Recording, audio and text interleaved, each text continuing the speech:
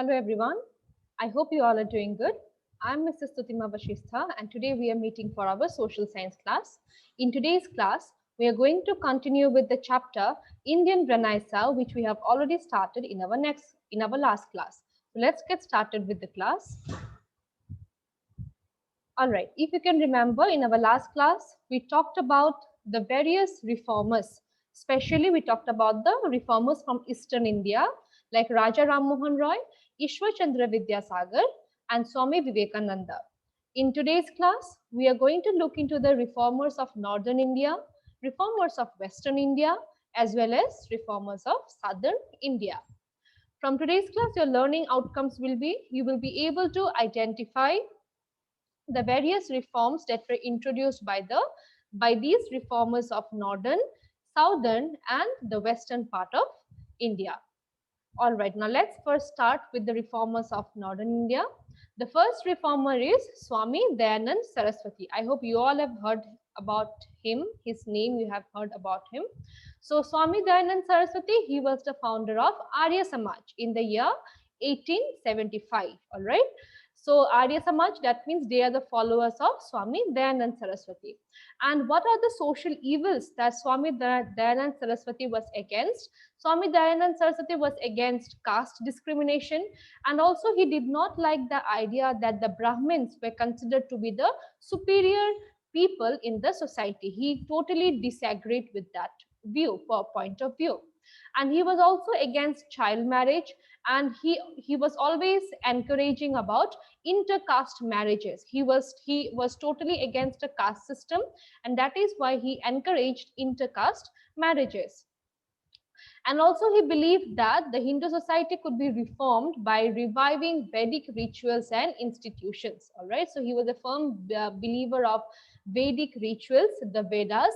So he believed that the Hindu society can be transformed by reviving or bringing back the Vedic rituals and the institutions.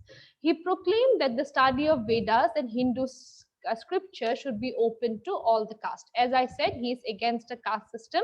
So Swami Dayanand Saraswati said that the learning of the Vedas or the learning of the Hindu text or the Hindu scriptures should be open to the people of all caste. It should not be that only the Brahmin should be allowed to know more about the Hindu scriptures or about the Vedas. And he was also against the idea that according to him, supreme God is only one. According to him, he believed that there is only one God and only the supreme being should be worshipped. All right, and he condemned the worship of gods and goddesses. Like, he was against the idea of idol worship. All right, he did not like the idea of idol worship. Idol worship, you understand, where different idols are made of different gods and we worship them.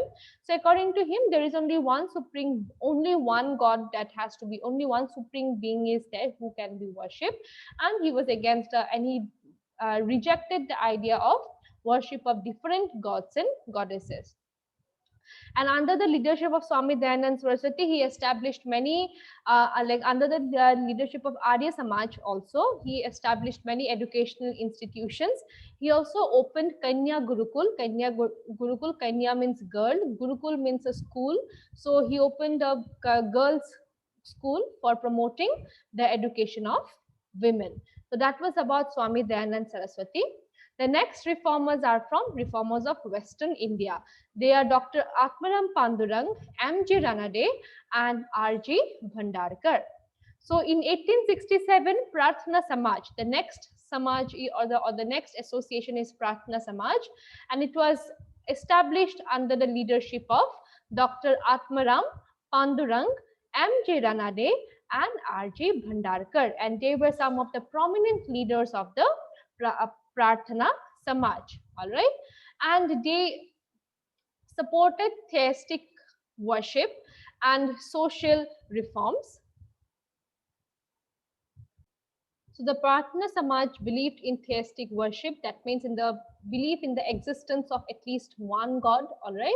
And they favored prayers and devotional songs, all right, instead of cumbersome or ritualistic, those long rituals. They did not believe in that, all right? Rather, they believed their way of worshipping was what? The Prathna Samaj believed in the worship of God through devotional songs or through prayers, all right, rather than through different rituals, all right, orthodox strict rituals. Then it laid emphasis on the opposition to the caste system. So like Swami and Saraswati, the founders of Prathna Samaj, were also against the caste system, and they were supporter of widow remarriage, all right? And it also worked for the encouragement of female education. They also promoted female education. They were against the Parda system. Parda system means the veil which women are made to wear to cover their face, and also they were against child marriage. So MG Ranade, he almost started a movement all over India to bring about a social reform. The next reformer is Mahatma Jyoti Rao Phule. So Mahatma Jyoti Rao Phule, he was one of the most eminent reformers of Maharashtra. So he was from Maharashtra, and he fought for the cause of women and for the downtrodden. So as I said, Mahatma Jyoti Rao Phule also fought for the cause of women and also for the downtrodden masses, means those people who belong to the lower category people or the lower caste people. Now, Mahatma Jyoti Rao Phule's wife Savitri Bai, along with his wife, he started a girls' school at Pune. All right, and they were the supporter of widow remarriage and helped lot of widows to remarry. They worked seriously or diligently for the removal of untouchability. That means they were also against the system of untouchability, and they fought for the rights of the depressed class that resulted into the formation of Satya Sodhak Samaj. So another Samaj was formed by Mahatma Jyoti Rao Phule, that is Satya Sodhak Samaj, and this Samaj was basically for the depressed classes of the society. That means those classes who were not treated equally in the society, basically the lower ranking category of people that we consider as they belong to the lower caste. For those people, he formed a Samaj known as Satya Sodhak Samaj, and he was against a system of untouchability. He also wrote a book known as Gulamgiri. Gulamgiri means slavery, and it was dedicated to all the Americans who fought to free slaves. All right, so we know the blacks in Americans, like they were treated as slaves, right? They were sold.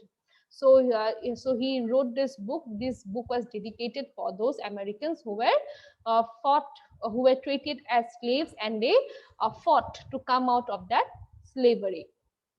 The next reformer is Dr. B.R. Ambedkar. We all know him.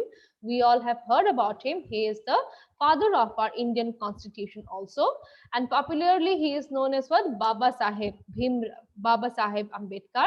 And he belonged to the Mahar caste. Mahar is a lower caste, all right? And basically, members of Mahar caste are considered to be untouchables by the upper caste. And that is why, as B.R. Ambedkar belonged to a lower caste, he was throughout his life, he has faced this discrimination, how the upper caste people have treated them so, as inferior, all right? So much of discrimination was done with them. That is why B.R. Ambedkar always throughout he fought to remove untouchability from the society and also to bring to an end to this caste system. He founded a federation known as All India Scheduled Caste Federation. That scheduled caste, that is, they are the lower category people considered. And he also founded the Bahishkrut Hitkarini Sabha. And this Sabha, Bahishkrut Hitkarini Sabha, was basically founded to spread education among the depressed class. Depressed class means the lower category class, and to represent their problems in front of the government. So basically, B.R. Ambedkar formed this Bahishkrut Hitkarni Sabha to spread education among the lower category people and to represent their problems in front of the government. Now, as B.R. Ambedkar saw that how much of discrimination was done to these lower category people, one such discrimination was what? They were not allowed to pray inside temple. Temple entry was not given for the Dalits in the Kalaram temple at Nasik. So B.R. Ambedkar fought diligently to so that the Dalits could enter the temple for praying in this Kalaram temple at Nasik. And also he led one of the most important satyagraph at Chavdar Lake in Mahad to assert the right of the untouchables to draw water. So these Dalits or the lower category people, they were also not allowed to draw water from a particular lake, Chavdar Lake. So maybe because as they were considered to be impure, so it was believed that if they get the water from that particular lake, the water will get polluted. So the higher caste people did not allow them to get the water from that lake. But B.R. Ambedkar fought for this group of people, and and finally he fought for their rights so that they could also draw water or collect water from that Chavdar Lake in Mahad. Here, Dr. B.R. Ambedkar also started many journals like Muknayak, Bahishkrit Bharat, Janata, and Samata to present the problems of the untouchables. So basically, as you got to know that he basically worked for the Dalits or the untouchables or the lower category, lower caste people. He fought for their rights. Baba Saheb not only fought for the rights of the Dalits but also to improve the condition of women. So he basically worked for the depressed class. The women were also considered to be a depressed class, that is, who were always discriminated. So he also not only worked for the Dalits or the untouchables, he also worked for to improve the conditions of the women. While drafting the Indian Constitution, he made provisions for their welfare. So as I said, that Dr. B.R. Ambedkar is the father of our Indian Constitution. So while drafting the Indian Constitution, he have seen that how much of discrimination was done towards this group of category of people, the SCs, STs, or the women. So that is why he made special reservations for this depressed class in the Indian Constitution. Now coming to the reformers of Southern India, the first one is Shrinarayan Guru. So the social reform movement that began in Bengal. So basically it started from all these reform movements, it basically started from the eastern part of India in Bengal, and slowly then it started to spread towards the southern part of the country. In southern India, the name of this reformer is Shrinarayan Guru, and he was also against the caste system. He started the reform movement in Kerala for the emancipation of the so-called untouchables of the Indian society. So again, he also, as he was against a caste system, he also fought for the untouchables who were considered to be untouchables in the Indian society. He fought for their rights. He established Sri Narayana Dharma Paripalana Yogam. All right, so it is like one of those associations to carry out those social reforms. All right, and he regarded the differences based on caste, religions as superficial. According to him, he said that all this caste distinction or religious distinction, all these are man-made things, all these are superficial, these are not natural. And he was of the belief that one religion, there should be only one religion, there should be only one caste and only one God for all mankind. So this was about Shrinarayan Guru and the reforms that was introduced by him. The next one is Kandakori V Salingam. So Kandakori V Salingam Pantulu, he was also another important reformer from southern part of India. He also worked for the cause of widow remarriage. He promoted widow remarriage and also the women's education in Andhra Pradesh.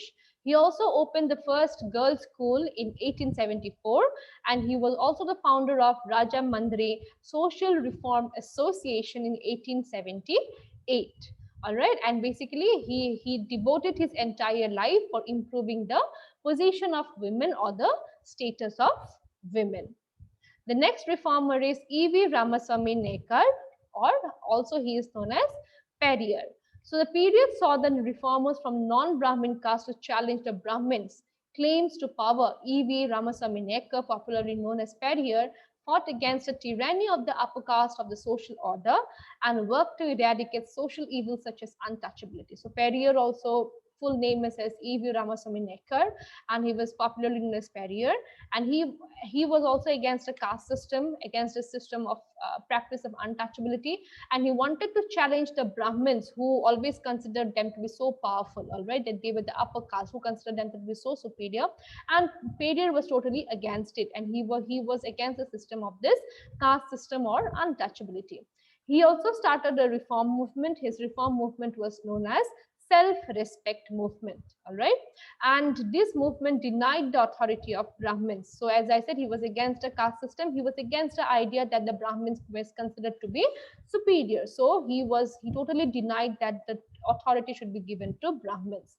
According to him, Brahmins had subjugated the original Tamil Dravidian culture, and the true upholders of it were the untouchables. So Perrier believed that the Brahmins are the ones who is trying to subjugate or dominate the original Tamil or the Dravidian culture, as he believes that by discriminating between the lower caste and the upper caste, these Brahmins are trying to dominate everything. All right.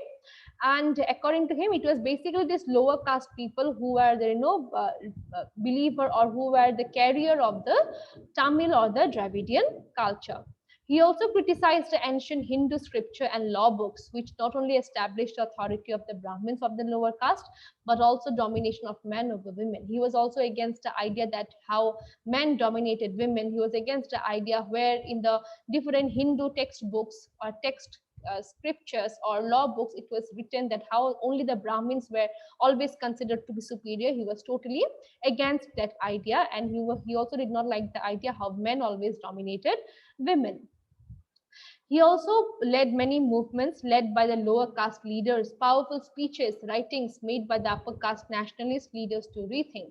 But Orthodox Hindu society also reacted by establishing associations such as the Brahman Sabha in Bengal, Sanatan Dharma Sabhas, and the Bharat Dharma Mahamandal in the north. Now, as so many reformers came up, now these reformers were against the Brahmins. They were against the caste system. So the Brahmins will also not remain silent, right? Now, when somebody is questioning an existing system, so those people will also try to make their position stronger. So what did these Brahmins do? The Orthodox Hindu society, or those belonging to the upper caste, they also formed some associations of their own, right? For example, Brahman Samaj. All the Brahmins, they got together and they form a sabha or a samaj, that is in Bengal. Then Sanatan Dharma Sabha. All right, all these are the all the group Hindu Orthodox people who did not like the idea that these reformers were trying to change the society. They did not like, so that is why they also formed certain group of their own. All right, and what was the main aim of this organizations or this group of people? They only wanted to support that there should be caste distinctions. All right, they said that there should be caste distinctions. The upper caste should be always treated with priorities, and the lower caste should not be given equal status. So that is why this Hindu Orthodox society also, they formed their own organizations. All right, then in today's class, we have learned about these reformers, that is reformers from Northern India, about Swami Dayanand Saraswati, reformers from Western India, like Dr. Atmaram Panduranga, M.G. Ranade, R.G. Bhandarkar, Mahatma Jyotirao Phule, then Dr. B.R. Ambedkar. Then we have got reformers from Southern India like Shrinarayan Guru, Kandakori V Salingam, and the last one was E.V. Ramaswamy Nekar, or popularly known as Perrier. All right, students, thank you everyone. With this, we have come to an end of today's class. In next class, we will look into some more reforms like the Parsi reforms, Sikh reforms, and the struggle of women. Till then, everyone, take care.